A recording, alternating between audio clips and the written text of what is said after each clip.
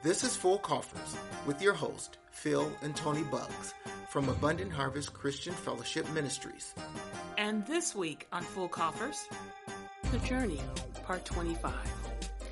Well, dear, last time we left, we closed the door to our house our beautiful in house. Arizona, 2,200 square foot home that we 2,200 square foot home. built from the ground up. We built.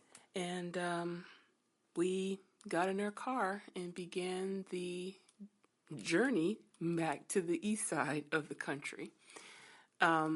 Philip had lost his job in March of 2009. We were smack dab in the middle of the housing crisis and No help. No help. The banks would help us after our house went into foreclosure. Hence, no help. No help. No help. And we had to make the decision. And Philip did say in the last podcast that he had a little difficulty accepting what we had to do. And don't get me wrong, I wasn't all peaches and cream about it. But at some point along that journey between March and October, I came to the conclusion that this was going to happen. There's no more that I can do. No more planning, no more figuring out, trying to save. I had to let it go, but it didn't sting any less. I think with Philip, though, it was a little bit more difficult. Well, it was difficult in that I was expecting God to help us a certain way. I was expecting God to save the house. But I know my prayer was, Lord, help us. I think that my prayer at that time was to let us be able to refinance so we could. I said, I want to take care of my obligations. I says, so allow a way for us to keep our home. But in my mind, I'm saying, redo our mortgage so that our rates will be lower. I don't mind if it takes longer to pay it. But I was about just paying my obligations. I never wanted out of that. So when it went down the way it did, I'm thinking that I was wrong in my thought process. But I share this to encourage those who may be going through difficult times. And we've got these plans, and as Toni brought out in the other scripture in Proverbs, that we make plans, but God orders the steps of a righteous person. We make plans as righteous people, but we always have to leave room for God's wisdom to trump our righteous expectations or things that we want to do. And so as you will learn as we continue this journey without giving too much away, God actually did what I asked him to do. But I didn't see the fruition of that until years later. But my prayer was for us to be able to manage our debts, things that we willingly went into.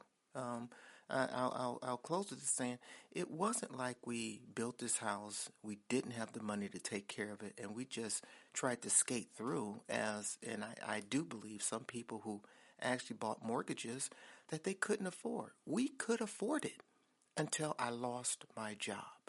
And then I couldn't afford it anymore, and I just felt horrible about that. So, that said, that was where I was at, and that's why it was so hard for me to let it go. But being a servant of God, he had to just share with me, hey, Phil, you're mine, and I get to do what I want with you. But here's the great caveat. I'm never going to do anything to you that's going to and as I say, harm in the long haul, I would never do anything that will destroy you because I'm God and I love you. So I hung on to those truths as I didn't understand what was happening to me. So we're traveling across country back to Nashville, and we chose Nashville. Really, it chose us because Philip got a job offer from someone that he had done business with years ago, and we had to rent a 2-bedroom apartment. We had to get a storage facility because if you're taking a 2,200 square foot home and try to put it in a less than 700 square feet apartment, that's not going to work. So we had to basically reassemble our lives. And so we went to Nashville. More disruption. Yeah. And Kyle was living in Nashville at the time, and really briefly about her situation.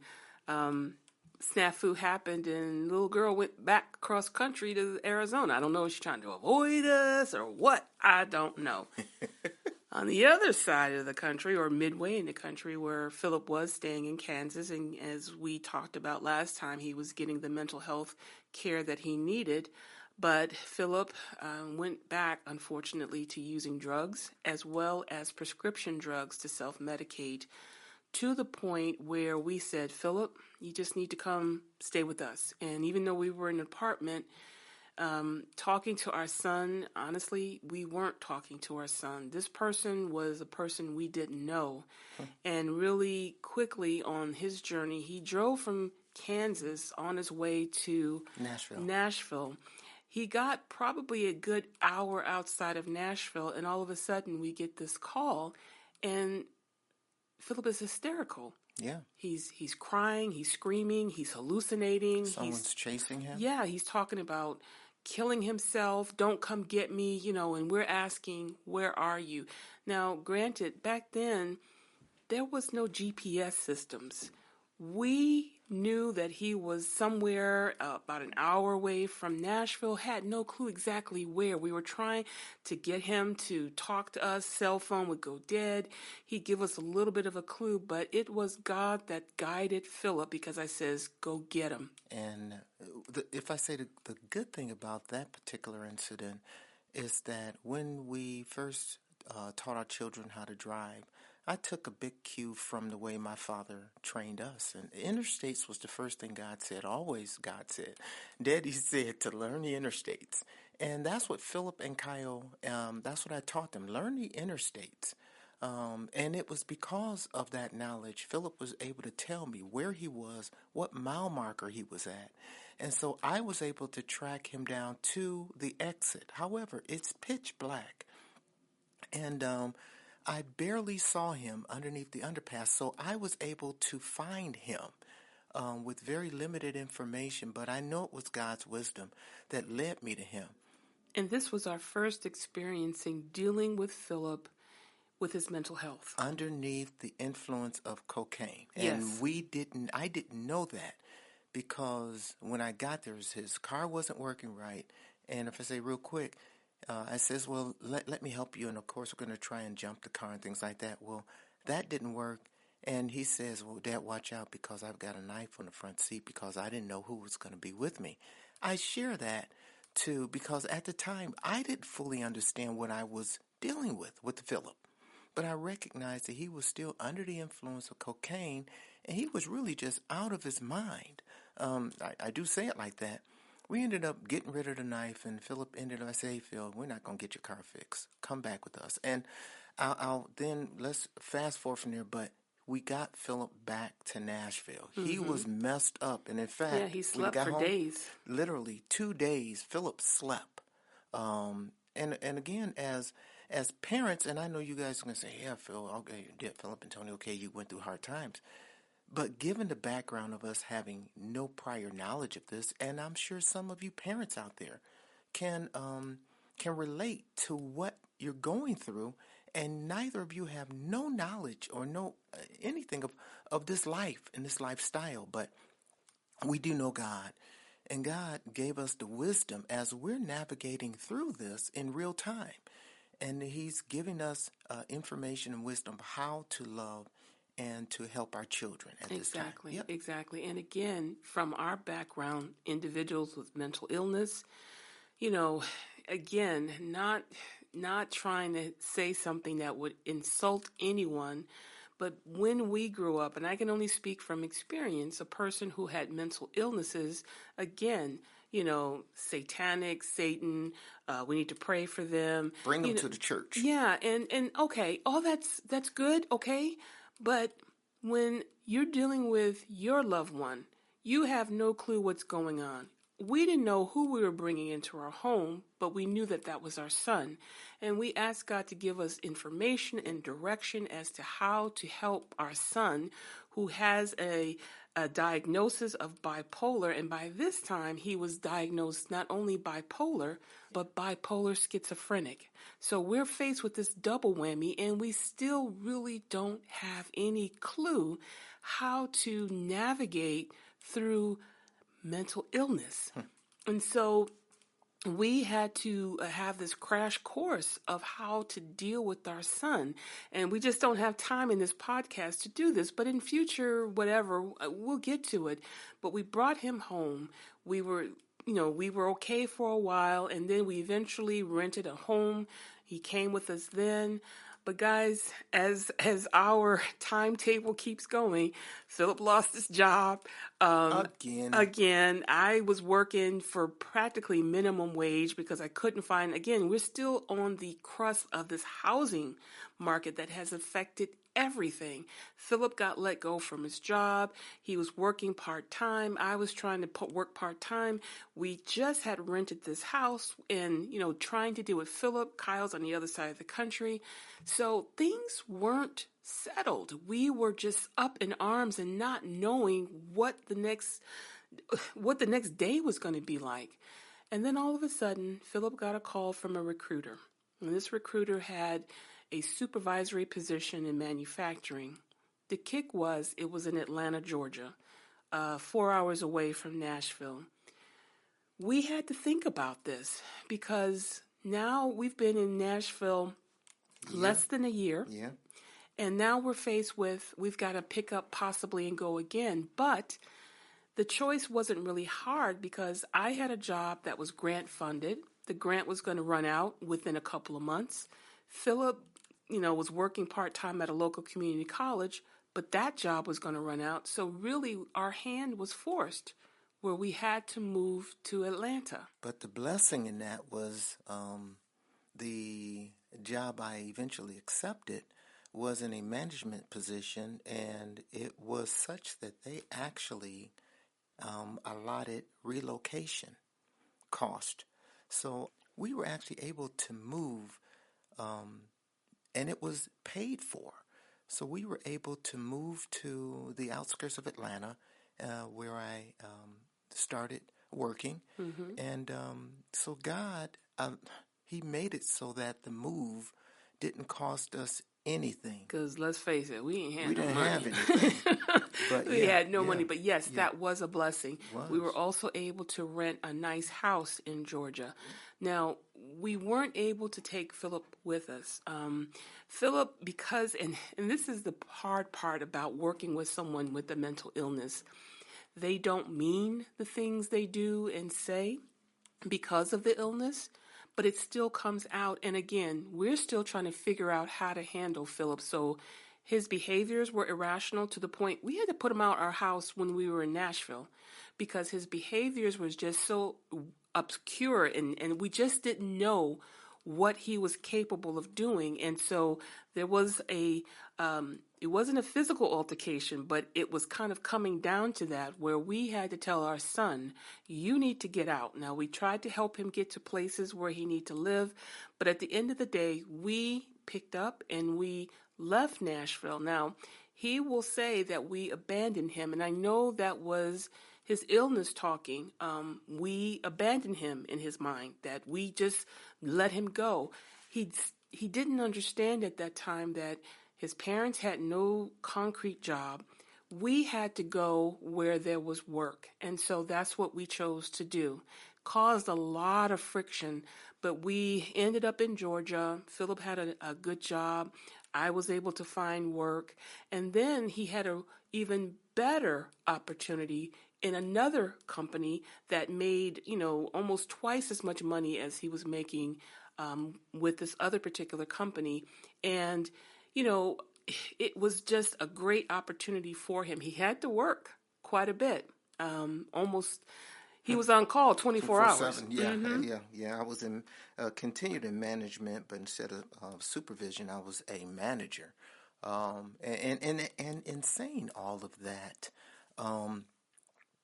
life is continuing to just move on.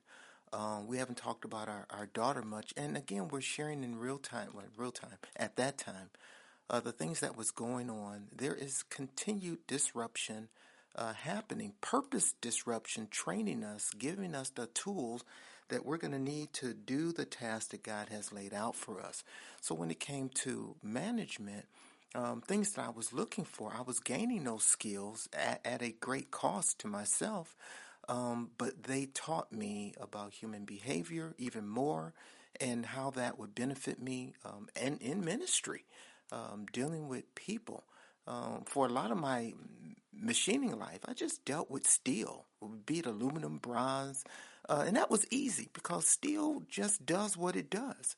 Humans are completely different. And Yes, that's when I Lord. got thrown into the fire learning about human behavior and human interaction. And so those two jobs in supervision allowed me to gain those things. But in the same breath, it was also causing a lot of hardship as well Yes, in those yeah, supervision positions, not from the workers as much as from exactly. the managers The above me. job that Philip had left, there was some tension there, and you can kind of see the writing on the wall, when kind of people stop talking to you, Yeah, and that's a pretty big one. management's not talking to you anymore. So the writing was kind of on the wall. So when this new opportunity in Georgia came up with the money and the position, it was really On time. great. And so he transitioned to this new position, talking about our daughter. There's a few months that we had stopped talking to her because she left Nashville abruptly when we had came back. I won't go into the particulars about it, but she went back to Arizona only to experience hardship and heartache. And because of that decision, because we never wanted her to leave to go back to Arizona anyway, but, she's an adult. She chose to do that. But unfortunately, things didn't pan out the way she wanted them to. And, I'm in my feelings like, I ain't gonna talk to her no more. I'm done. I tried to tell her I'm done. Toni is back there right now, people. I have to reel her in. It's okay. You're in a safe place, Exactly, dear. exactly. But there was a moment that I had not spoken with my daughter for a while. And I missed that. But it was just, I couldn't get past, I'm dealing with her. I'm dealing with your brother. We're dealing with things. It's like, I felt like, in all honesty, my world was in a chaotic state. And I don't do well with chaos.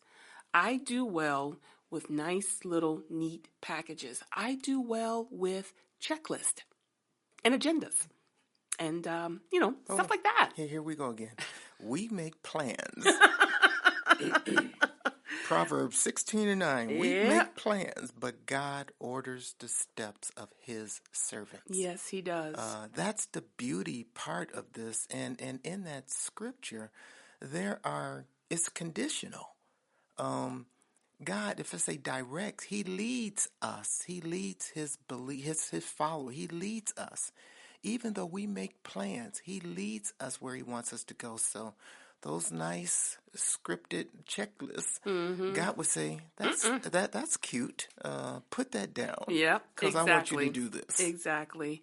But, Kyle and I was able to start talking to each other again. And eventually we again said to her, you need to come to Atlanta. And Yeah. she took a bus all the way across country. And I must admit, when I saw my daughter that night, because I went downtown Atlanta to pick her up, I didn't recognize her. I didn't recognize her because she lost a lot of weight, and the stress that she had endured out there.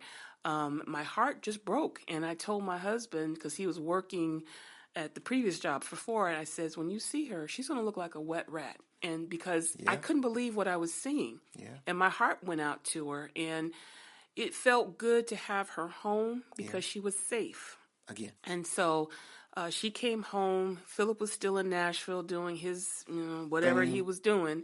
And then Philip was taking on this new job. But all of a sudden, things started changing on this new job because you have a boss that, how can I put it? I can't cuss, but, he's He a was jerk. a kook. He was a kook. As we share this thing on the podcast, and sometimes I even get thrown. okay, you talking about me or you talking about Philip Jr.? And as she keeps talking, I'm saying, oh, okay, it's me she's talking about. Because I'm saying, where did Philip get a job? But anyway, so if you guys a bit have a following or tracking, perhaps we can have her say Philip Sr. or Phil Yeah, Jr. yeah, yeah, or yeah. something like that. But anyway, to the point, Tony is correct that it was like I was getting out of a supervision position as a supervisor and got into a manager position. And while, yeah, I get that. There's more responsibility. But my degree was in management, so, I didn't have a problem with that. But in the degree, it don't tell you about how to manage, how to navigate relationships when the person who's leading you is a nut. And you don't even recognize it until the demands he places on you become unreal. And that's what I got thrown into. It was a position that, if I look long term, it was not even possible for me to do the things he was requiring of me. And unfortunately, the thing that broke the camel's back in that job was the fact that I not so much challenged, Well, you but did. You did. it's about speaking truth to power, Yeah. and he didn't like that. That And sounds so, familiar to yeah. something recent, but anyway, I And as won't a go there. result, he Yeah, put you on what they call a a PIP, PIP, a performance performance improvement improvement plan. plan. By the way, anytime you get a PIP, It ain't good. update your resume. That ain't a Honest, good thing. honestly, I had used PIPs in the past in my supervision position, and actually, that actually worked because that particular worker was deficient. So we put him through a plan to improve, give him an opportunity to improve. He followed the plan, and at the end of the plan, he got off the PIP. To me, I saw that as okay. That's a proper use of a PIP. But most often, at least in for what I've seen, PIPs are normally used by managers or people in position who are looking to get rid of someone, and they just need to document their their their their um their reasoning, Yeah. be it good or not. So I spent about 90 seconds on that PIP thing. So in this case, the PIP was more about preparation to get rid of Phil because I wasn't a team player anymore. Yeah, and you were gaining the favors of the employees that worked under you, and Right. they didn't like his management style. So being on that PIP was almost impossible because you try to achieve what they're talking about, but these things are impossible. And it really boiled down to he was in cahoots with the HR department, and as a result, after a week or so, you were terminated I was from that terminated. job. Once again, just terminated. If I say and yes, I'll let that have the weight that it deserves, but God still took care of me because in the way they chose to um, release me, put them in a legal bind, and their way out of it was to give me a severance package that was out of this world.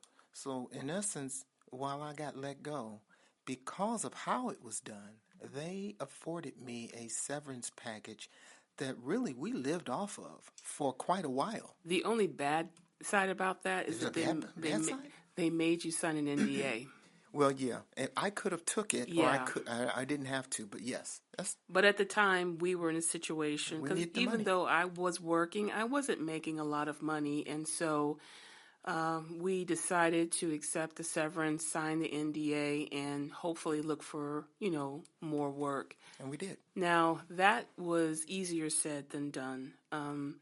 Philip was putting out resumes and things, but just to kind of go back into it a little bit, Philip changed, senior. He changed in that he was angry, rightfully so, because you were fired for no reason. Again, You were being in the machining industry, especially in Michigan. There was this layoff time that we understood. yeah. Things were low. You get laid off. They bring you back after Christmas. We were used to that, but now we're talking about basically getting fired for no reason. And this guy was bent on getting you out, and that's what happened. And yes, severance was nice, but we still needed to find employment. We had rent we had to pay. We had things that we had to do. Now, initially, when you were unemployed, you would get calls from recruiters just about every moment of the day. Yeah. Recruiters were Yeah. calling you. You fill out the applications, you go on the interviews, and then they ghost you. I remember one particular, and I'll fast forward this. There was one company that called me a few days, literally, after I was let go, and they had put me on a regimen of interviews that started in like early April. Mm-hmm. I even went and visited them in the state where they were looking at hiring me. I, in fact, went to a couple of different states, and I saw these possible opportunities, but every one of them washed out. Even the one I initially wanted, fast forwarding, will come back. They led me on until Labor Day, and I'll pause right there. But prior to that, the money started running low, and eventually I had to take a job. Yeah, and I want to go back just a little bit because I wanted to talk about how you were feeling, your emotions. Do you want to go there? Do I have to? Do I have I to? think we need to revisit that a little bit. Okay. But when Philip got fired, basically for no reason, There was a dark side. There was a dark part of him that Came out. I've never seen before, and it was anger, a lot of anger to the point where him and we were going at it. And, I know that he was going through a rough time. Yeah. I wanted to be encouraging. I'd get home from work, how's things going? Any nibbles, any bites? Initially, it was great. And then all of a sudden, day went by, weeks went by, nothing.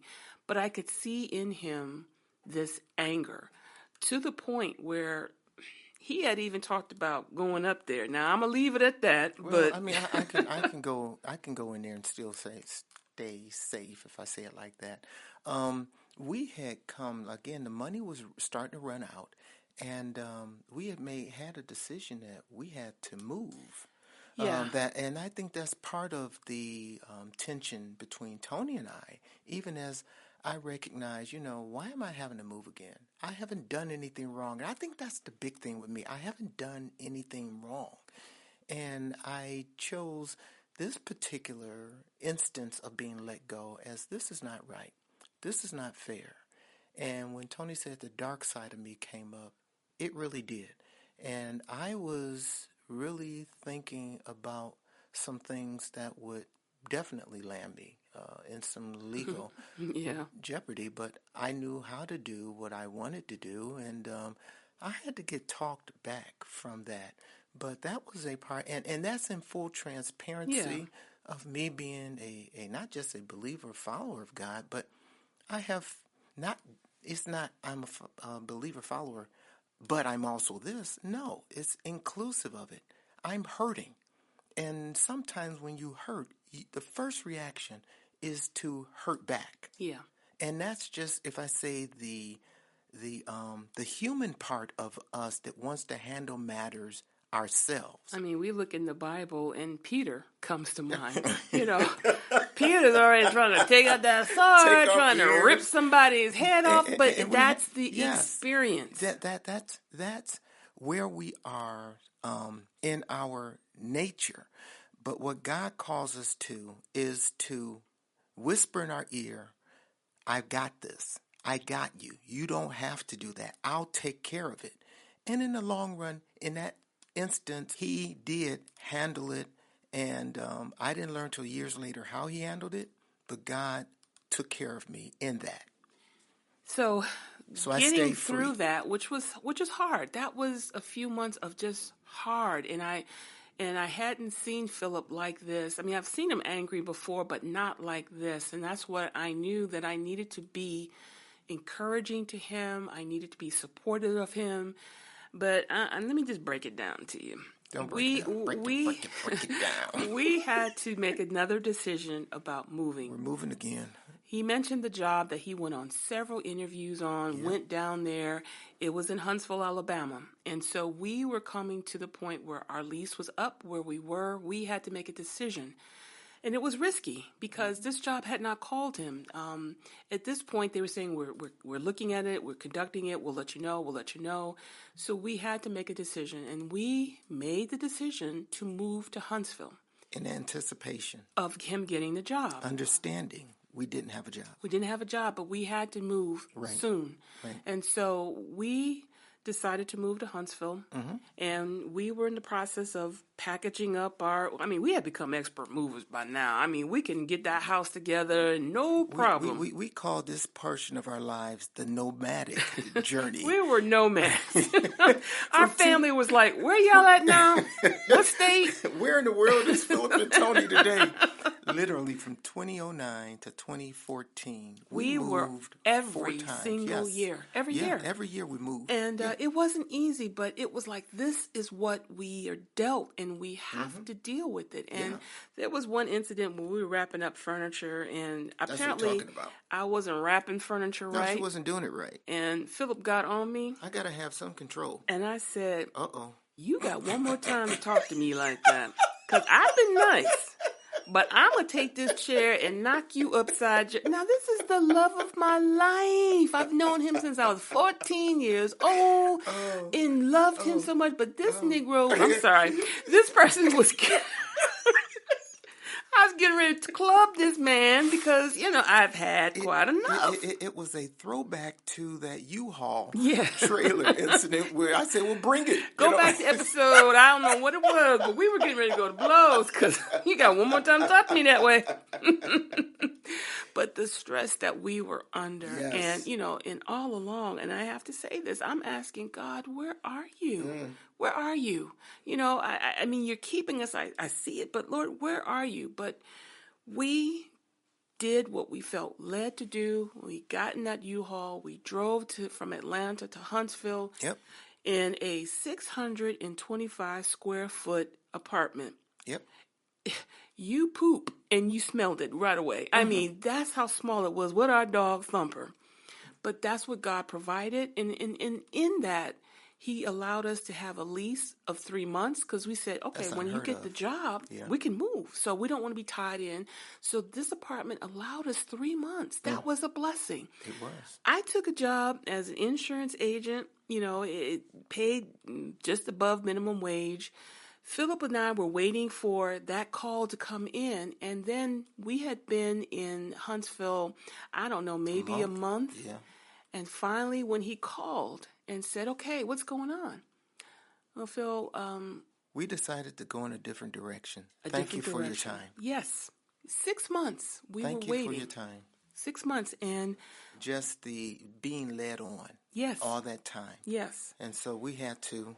We had to make some difficult decisions then because my little $15 an hour job was not going to cut it. So I made a call back out to Phoenix, Arizona, and I was looking for jobs out there because at this point it was just after Labor Day. The opportunity in Huntsville was a wash, and it's like a Hail Mary pass. And so I called back to Arizona, and there was a company that actually was interested in me. And they says, well, you'll have to come back out here. You come for an interview. And so I says, okay, I'll do that. And so I ended up calling another. I know what it was the other company that I used to work for that laid me off. They said, "Hey, Phil, what you doing?" And I says, "Actually, I'm going to be out there. I'm for a job interview." He says, "Really?" I says, "Yeah." He says, "Why don't you stop back here before you head in there, and we'd love to see you. Got something that you might be interested in." I said, "Okay." So we came back. I came out there. I drove. Yeah. From Huntsville, Alabama to Phoenix, Arizona. Because we ain't got no flying money, but I had road trip money, so but it's not important how. So I drove out there, and actually, if I say long story short, the interview I planned to go to, I never made it because the company actually that I was laid off from hired me again and paid for my expenses to come back out there. Wow. Yeah. Wow. God again in the works. Just when I needed it, God delivered. And so I was able to have a job that we then packed up. Yeah, because Huntsville. you drove back to Huntsville, Yep, Alabama, yep, and we packed up all our stuff yep. again, Again. and we made that trek straight through with our dog Thumper in the back. Now, let's just take a pause here, guys. We originally left in October of 2009, 2009. Yep. and every year after that, We we had moved. to move either from a house to an apartment, back to a house to an apartment, to the point where we were dealing with October of 14. 2014. Yep.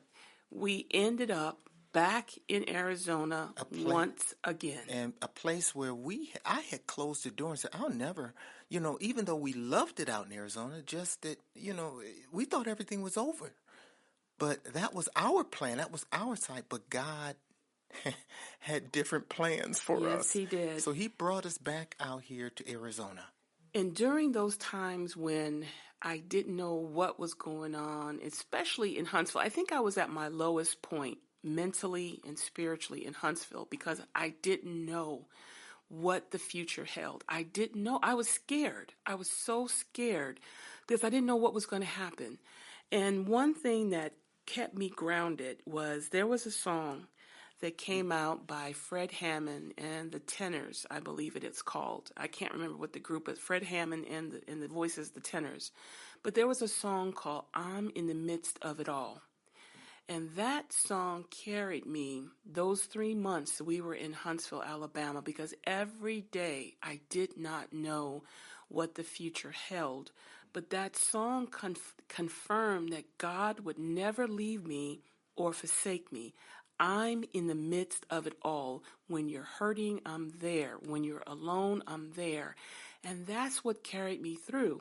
And so Philip, when he told me that he got an interview and that he's going back out to Powell, and then when he was out there, he said he got the job and we're going to go back to Arizona. I knew none of this was going to happen 90 days prior.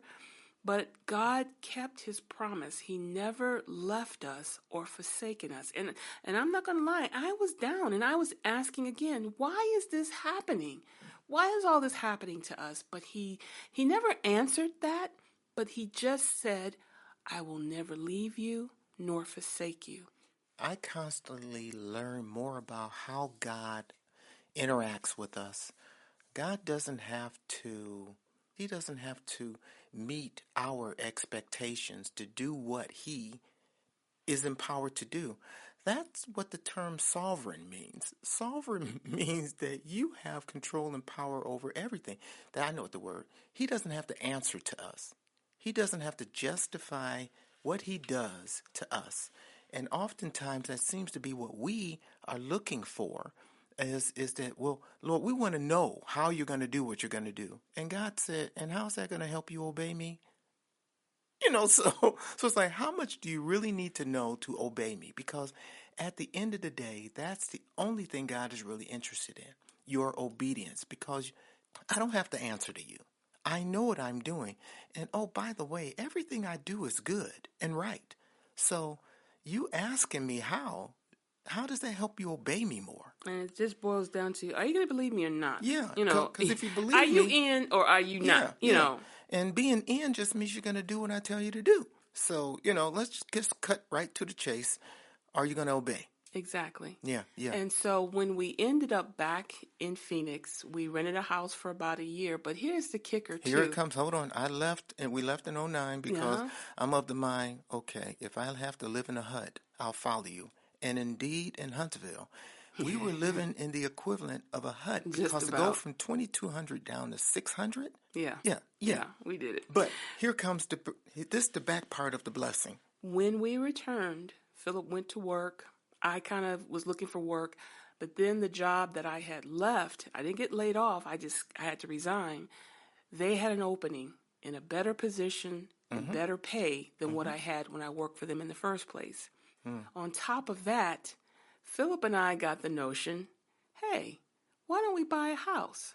And we said, okay, because, let's buy a house. Renting, some people need to rent. I get it. But some people are afforded the ability to buy.